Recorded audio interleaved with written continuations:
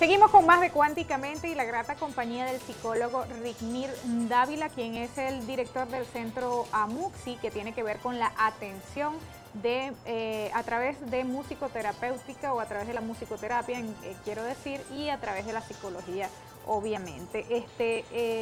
Allí veíamos, por cierto, me voy a permitir este espacio, antes de irnos a Cuñas, en primer lugar, lo que es la invitación del ciclo, como cierre del ciclo de conferencias Quiero Ayudar, el taller vivencial Nos Queremos, Nos Amamos o Nos Necesitamos. Eso es un taller vivencial para parejas que se va a realizar en Lido Hotel el próximo 30 de agosto, así que están todos invitados, especialmente las parejas.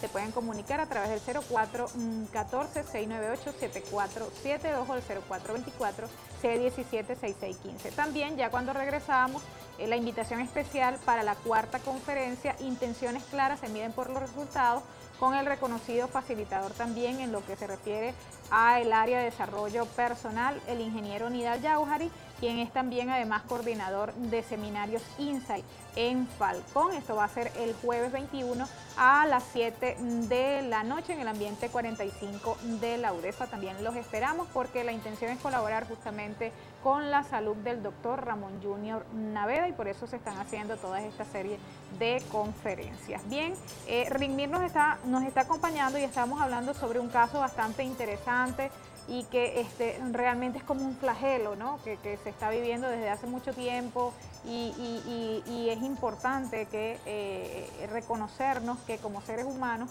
vivimos muchísimas situaciones, pero que es a través de la mente también y a través de la conciencia, en este caso, de conectarnos más y elevar más nuestro nivel de conciencia, que, bueno, a mi entender, pudiéramos mejorar las situaciones como la depresión en este caso.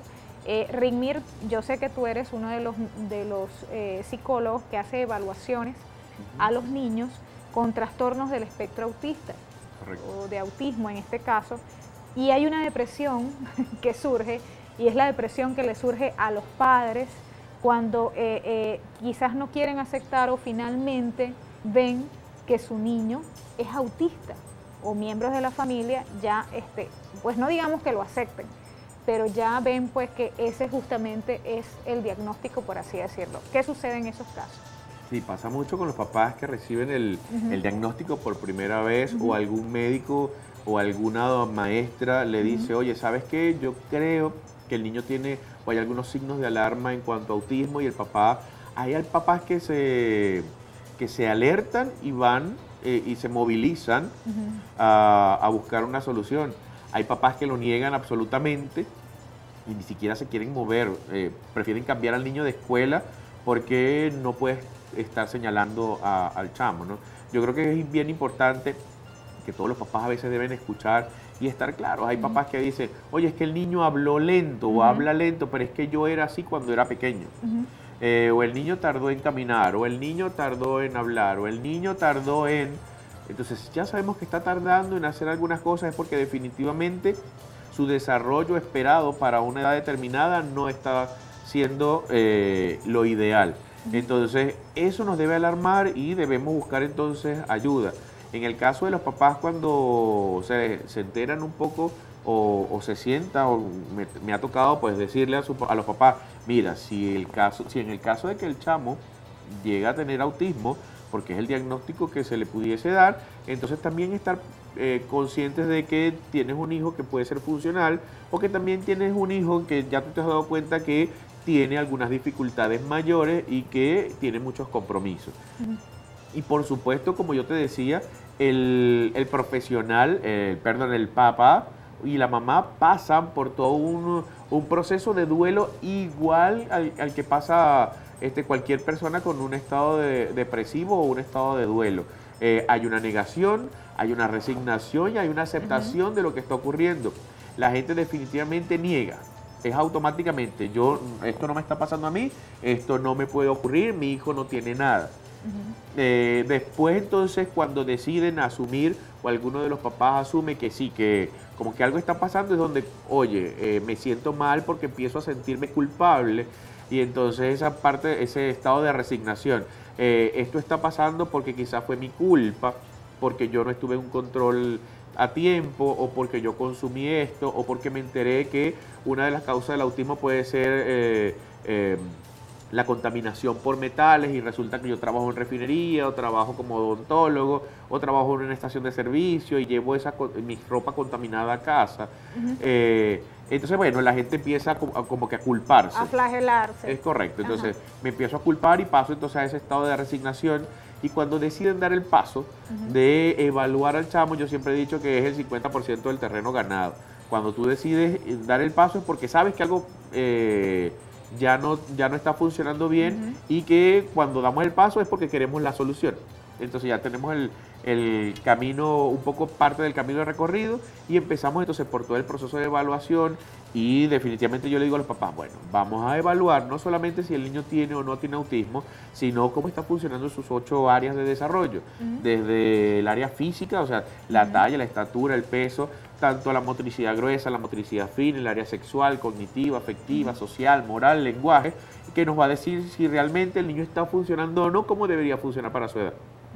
Eso calma un poco a los papás, solo un poco, pero definitivamente una de las cosas que preocupa a los papás es que, teniendo un diagnóstico, el niño no sea etiquetado y que no quiera ser atendido en algún centro educativo, o que los niños lo vayan a rechazar, o que otras personas lo vayan a rechazar. ¿Cuál sería el consejo de parte de Reimir Dávila para cuando surgen esas situaciones? Mira, yo siempre le he dicho a los papás, cuando están en la oficina y les estoy explicando un poco sobre lo que es el autismo, sin ni siquiera darles un diagnóstico, les hago como que una especie de clase y les explico lo que es el autismo, los tipos de autismo, y después de haber observado al niño, siempre les digo, pues estén claros de que muchas personas alrededor van a decir que el niño no tiene nada.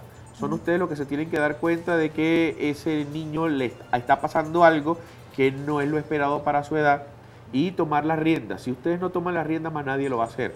Y después puede ser muy tarde, entonces es preferible darse cuenta de forma temprana para poder atender y que esos síntomas desaparezcan, a negarlo todo el tiempo, y cuando ya esté muy avanzado, entonces sea mucho más difícil tratar el caso. Ahora, entonces definitivamente el papá debe asumirlo, aceptarlo, y para poder entonces atenderlo. Ahora, recuerdo que también conversábamos fuera de cámara que sucede mucho de que el padre proveedor, ok, tengo que buscar las terapias, las medicinas, pero hay partes importantes que se olvidan, y es la atención, o sea, como la parte más afectiva y emocional con el hijo, esa relación. Mira, ¿cómo tiene que ser eso si por lo general se deja de lado, que dices tú, ¿no? Y no solamente con el hijo, hemos tenido situaciones donde le preguntas a la pareja, ¿cuánto tiempo tienen ustedes sin hacer el amor? Que es una situación normal entre una pareja de esposos. Y me dice, mira, desde que el niño nació nosotros no compartimos solo. Imagínate. Yo tengo unos papás que una vez estaba entrevistando y me dicen, nosotros tenemos 12 años que no tenemos relaciones. Porque el niño nació y nos hemos enfocado solamente en él. Y entonces tienes a otros hijos que dejas un poco al lado y que se sienten desplazados porque papá no me presta atención, mamá no me presta atención. Entonces, mira que el niño, la niña o la señorita o el chamo, el caballero se están poniendo rebeldes, pero claro, tienen un porqué. Toda la atención se está centrando en el chamo, no, ni siquiera es la de los padres. Entonces, definitivamente... Una relación familiar en todo caso allí, como tiene que ser. Claro, o sea, involucrar a los hermanos en el proceso y decirle al hermano, tú también eres parte importante de lo que está... De la vida futura de tu hermano, y lo puedes ayudar a crecer y a evolucionar. Pero tampoco nos podemos olvidar que ese niño nada más no viene a terapias nada más. O sea, no puede ser que el chamo vaya a la escuela nada más y que vaya a terapia. ¿Dónde está esa relación de papá, no de papá proveedor, sino de papá que se arrastra en el piso, ve televisión, ve comiquitas aunque a mí no me guste y esté cansado, nos hagamos cosquillas, comamos? Si es una niña, hay niñas que me han dicho, yo quiero aprender a cocinar con mi mamá y mi mamá no me enseña, porque está pendiente de mi hermano que tiene algún problema o de mi hermana que tiene algún problema. Entonces, es no descuidar también esa relación de padre e hijo, y que no sea solamente el que yo traigo las medicinas, pago las terapias, sino cuánto tiempo me dedico a jugar contigo, así sea a bañarme contigo, a llenarme de barro contigo, pero que no importe, porque eso es la verdadera relación entre padres e hijos. Claro, claro. Y bueno, además porque Pienso que es una relación importante. También el caso de las familias, también no solamente de los padres, sino quizás también de los abuelos, de los tíos, de que la gente o la misma sociedad también entienda este tipo de situaciones que entiendo a veces son duras, ¿no?, para la familia. Muchas veces tenemos que hablar con los abuelos o los cuidadores del niño, porque entonces los padres lo aceptan, pero tenemos entonces abuelos o cuidadores complacientes. No pasa nada, él no tiene nada, hay que se come un chocolatico, no le hace daño, pero resulta que el niño tiene que tener, por ejemplo, algún tipo de dieta, o no puede comer algo porque lo altera, y con que consuma un pan, si el niño tiene dificultades o no procesa algún tipo de alimento, su organismo, ¿no? Y si de repente consume algún tipo de carbohidratos que no debe consumir, todo el trabajo que se ha hecho durante 6 meses se puede perder. Y a veces no nos damos cuenta de eso. No, un pancito no le va a hacer daño. Sí le puede hacer daño. Claro. Y entonces tenemos que estar como que todos en sintonía y todos hablar el mismo lenguaje. Yo te comentaba también fuera de cámaras que una de las cosas por las que yo decidí formarme como payaso de hospital era por eso. Porque estábamos haciendo un curso de autismo infantil y los papás estaban todo el tiempo pensando, tengo que hacerle exámenes genéticos, exámenes con el endocrino, el gastroenterólogo, el toxicólogo, pero ¿qué pasa con ese chamo que quiere seguir jugando? Que a mí no me importa, o sea, el chamo no tiene nada que ver con diagnóstico, o sea, el chamo no sabe de diagnóstico, el chamo sabe que el chamo tenga 10 años, 11, 12, 14, pero tiene un coeficiente intelectual o un desarrollo cognitivo de niños de 6 años, va a querer seguir jugando como un niño de 6 años y no lo puedes obligar a que piense como uno de 14. Además que los niños, como decíamos, por ejemplo, los niños que están catalogados así como en este trastorno del espectro autista, son muy directos también, y Así eso es lo fascinante también, ¿no? Ellos no entienden de dobles lenguajes. Son muy literales y eso del doble sentido no existe. Ajá, y entonces a veces los adultos, si digamos que queremos meter a los niños por el aro, o sea, por los condicionamientos de por sí, ya con niños que no tienen estos trastornos, imagínate cómo es posible que a veces también buscamos hacerlo, ¿no? Hay papás que a veces los niños son tan directos y que no entienden algunas cosas que prefieren hasta no sacarlos. Imagínate. Para socializar. Y es un grave error porque se supone que una de las dificultades que tienen los niños autistas es la socialización. Y si no lo saco a socializar, ¿cómo se supone que va a mejorar? Entonces, así 40 horas en terapia, si el chamo no socializa, sea en la escuela o en un centro comercial, pues entonces no va a mejorar.